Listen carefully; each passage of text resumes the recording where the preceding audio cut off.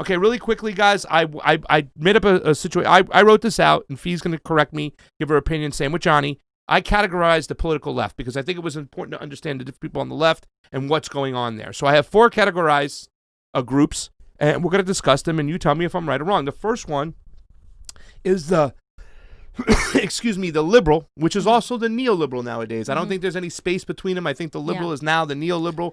And this is my opinion about them and what I wrote down. These two are one and the same, meaning liberal and neoliberal. The main characteristics of a neoliberal is that they advocate for social change, but also advocate for corporations and the free market to exist. A lot of neoliberals ignore austerity measures because it doesn't affect them financially. A good nickname for these identity politic warriors is latte liberal or wine moms. Fam? Or Karens. Or Karens. What are your thoughts about that, about a neoliberal or a liberal? Did that hit it on the nose? To pretty much say they advocate for social change. They talk about racial justice. However, they are okay with austerity measures. They're okay with corporations running things. They ignore the economics on the left. Is that a good... Oh, yeah. So a neoliberal is a snake that has a rainbow outfit on. That's a neoliberal. And I'm not trying to degrade anybody by saying that, but that's what a neoliberal is. They pretend that they care about racial justice, gender justice, and all of these things, but they really don't care. They just tokenize it and symbolically put out their platitudes of, well, we have to come together, unite in our values and support our integrity of blah, blah, blah. And they completely ignore policy, because if they didn't ignore policy, then they wouldn't be able to be the corporate Democrats that they are. They're controlled by corporations entirely. And the neoliberals are this intellectual class that thinks they're so superior to everybody else. And it's interesting because we look at this in Latin America, and it's a little bit different here. They completely dismissed the white working class who are very poor, maybe not as educated, and all those people who used to support the Democratic Party. Some of them were like Dixiecrats, because the Democrats used to be extremely popular in the South, by the way. This isn't anything new. This is history.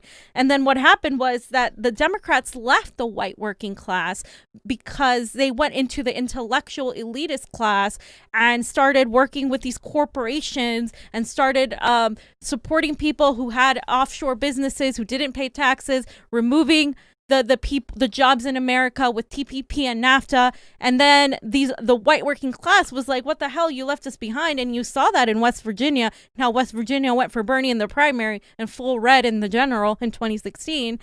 And those people are the ones that the Democratic Party lost. And those people, a lot of them are now Trump supporters because they felt abandoned by the Democrats. Because what happens is the Democrats, the neoliberals, they use and weaponize identity. So they're like, oh, Kamala Harris, we need a woman in the White House. We need a woman of color, Hillary, all these people. That's all they care about. But policy-wise, those people are just as right-wing as a lot of the Republicans especially when it comes are. to foreign policy. Especially when it comes to foreign policy. And civil liberties. They're Nazis. Yeah. They don't care about freedom of speech and personal freedoms and all that stuff, which are important. Once again, the keys to the kingdom. You can sway the narrative of the rhetoric any way you want, kind of shut out any dissenting voices. That's the whole idea. And eventually, they might do it to Alex Jones, but if you let them do it to Alex Jones, now they're doing it to other people. They'll do it to you. To the and left. They got to you. Whatnot. Good examples of neoliberals, obviously, we know the Obamas, the Clintons, on TV, the Rachel Maddows, whatnot, the Joy Reids. The next one is a neoprogressive. I have 2 progressives. I have neoprogressive and true progressive. Okay, so the neoprogressives are good-hearted at the core. However, they fall short of understanding actual policy and tend to be more morally focused on social and racial issues while remaining oblivious on foreign policy and civil liberties. Medicare for All, a Green New Deal, are at the top of their list, and they are often guilted into voting for corporate Dems by the oldest trick in the book. You got to stop the other guy. He's a Nazi, fam. And to describe who those neoprogressives are right now, those are the guys that we know that are out there, the ladies and gentlemen, who are now pushing for you to vote for Joe Biden. Yeah, they're good at the heart. They're on the streets. They're out there. We're going to see some in the rallies today, but they're going to go vote for Joe Biden because they really pay attention to behavior and rhetoric rather than look into what policy is going on. Yeah. And they never pay attention to foreign policy and civil liberties, fam.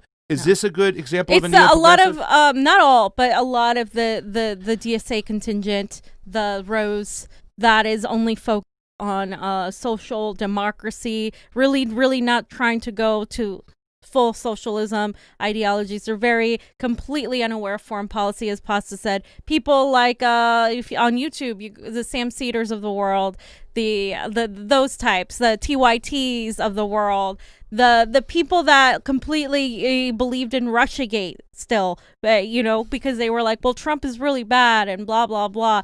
But if you talk about civil liberties or if you talk about anti-interventionist wars, they don't know what they're talking about. They don't know how to deal with it. Who maybe vilified Tulsi Gabbard as a Republican, even though she was far to the left of a lot of people, including Bernie, on several issues. Those are the people that are kind of wishy-washy. A lot of them have good intent, as Pasta said, but in essence, they're perpetuating what the establishment wants. And let me point out, I think the Squad falls in line completely in being some of these. They are the completely. neoprogressives. They are like the leaders of that. They completely. Yeah. They're just ignoring foreign policy. They ignore Julian Assange. They ignore all these things that are equally as important in favor of good talks about a Green New Deal and stuff. But even her Green New Deal, which she took from the Green Party, wasn't really that great, and it was like extremely broad and didn't include fracking, and it's just like they're not really there.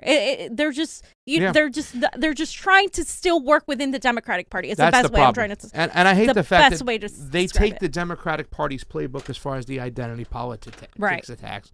They really use that, and it really kind of like the thing that really bothers me when it comes to that situation. It's the reason why Donald Trump won.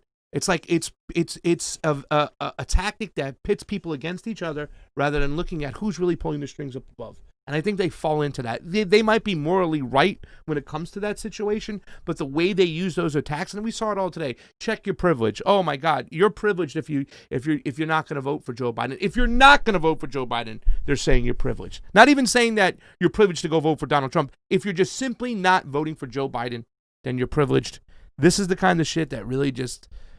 No, because a lot of people are done with the Democratic Party and seeing what they've given them, and they want to make a stand, and they don't want to vote for that type of crypto fascism because they pay attention to policy, they pay attention to foreign policy, so they have an out of it, and I think that's okay. I mean, I think they're allowed to do. I think I have every right to say, hey, I'm not going to perpetuate this system. I'm not going to buy into the two-party duopoly. I think it's okay for me to say, hey, don't kid yourself if you're voting for Joe Biden. You're not voting against fascism or racism or against peace. You're actually perpetuating that by doing so, and I have every right to say that stuff. So, Johnny, did you have anything else you want to say about that real quick? All right, so the next one, fam, this is what I think you are, a true progressive. Okay, true progressives still hold Medicare for All and a Green New Deal at the top of their list, but unlike neoprogressives, true progressives have a clear understanding of foreign policy, civil liberties, and how it ties into immigration and the ever-growing and dangerous security state. Even though true progressives have racial and social justice change high in their standards, they won't be pressured into voting for a corporate Dem. Wow. Yeah. You're a true progressive, Those are my fam. friends. That's you. Fam is a true progressive.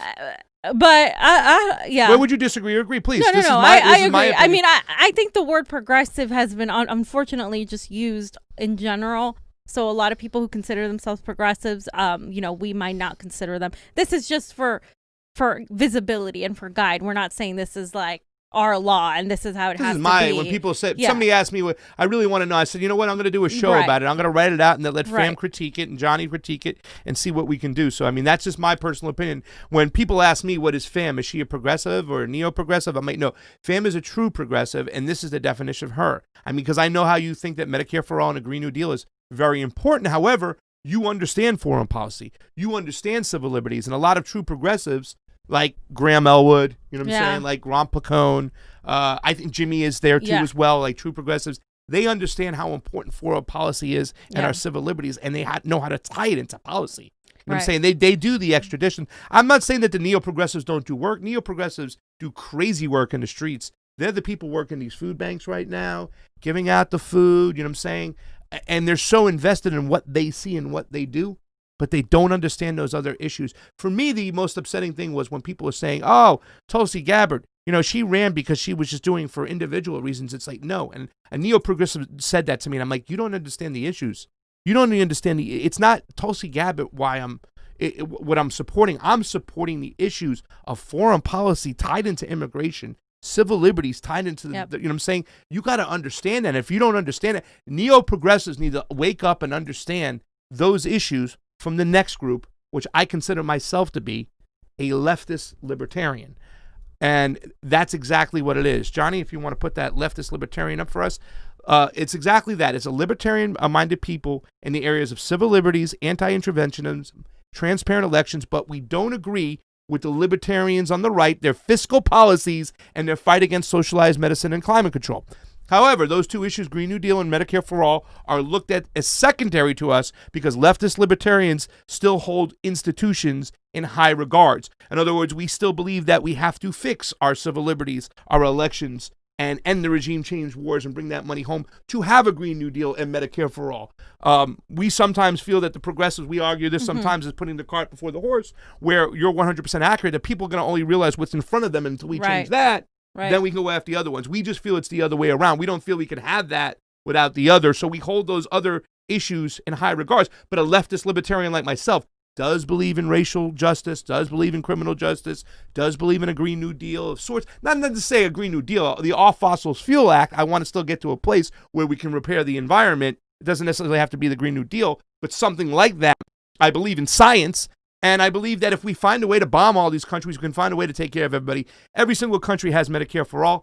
This is where the fiscal libertarians on the right don't believe in that. They believe in the free market. That's the difference. You have us leftist libertarians on the left. And quite frankly, a lot of the neoprogressives have pushed us away. We know that the neoliberals didn't want us there. They fucking hated Tulsi. They hated people like us. They wanted us out. But the neoprogressives took their bait and pushed us out too as well in this last election, rather than saying, hey, screw the establishment. We're taking these leftist libertarians in here because they're going to be with us on certain issues. They might not hold Medicare for all and a Green New Deal at the highest standards like us, and we understand why you do that. But these other issues are also important to us. It's important to have clean, fair, transparent elections. It's important to have our civil liberties in place, fam. People, the taking down of these Facebook pages right now, ladies and gentlemen, Twitter. We told you about this shit.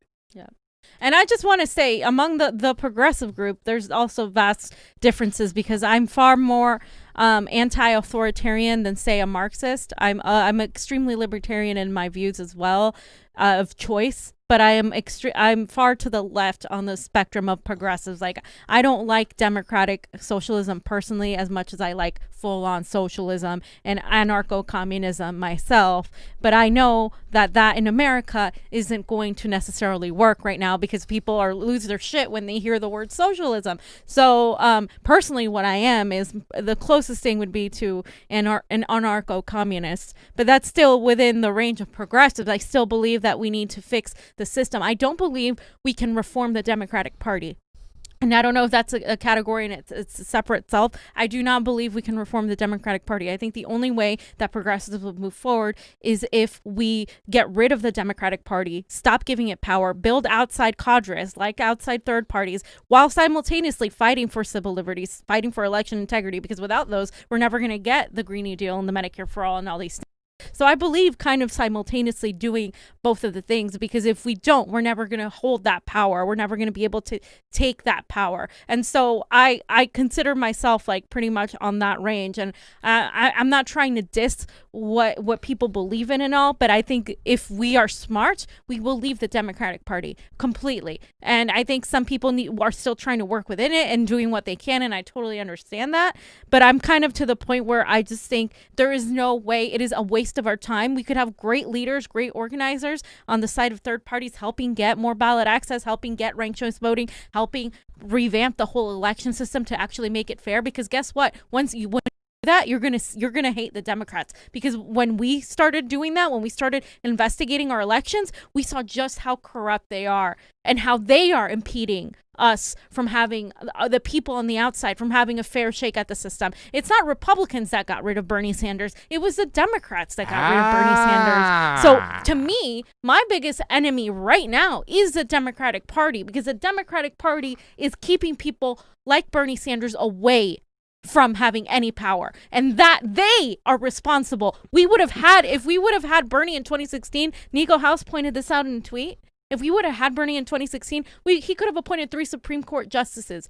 And where would we be right now? We wouldn't be where we are right now. People wouldn't be in the conditions they are right now. He would have had a Green New Deal. He would have had all these things as little, as short as he felt and as not great on foreign policy or civil liberties as he should be, Bernie is the kind of person that you could push. Yeah. But Bernie is the kind of person you could push too, because he doesn't take the corporate money. See, you can't push a corporatist anywhere because he doesn't respond to you. So stop saying you're going to push Biden left once you get rid of Trump, because you're not. You're not going to be able to. In 2016, he was going around with Tulsi. I don't even think Tulsi was really known to be that leftist libertarian at the time. She's an independent-minded thinker. Once again, like on the libertarian side, and she's never been a Republican. So. Yeah, but you even talked about like non-interventionist. For the most part, I am, but there are times when I would intervene, and so would Tulsi. Where, when you make the joke that you're more of a libertarian than me, but independent-minded think. I mean, these are just kind of like blanket statements about who they are at the core. Ideas. They're still independent-minded thinking. We can think certain ways. And I don't know why I get chastised and criticized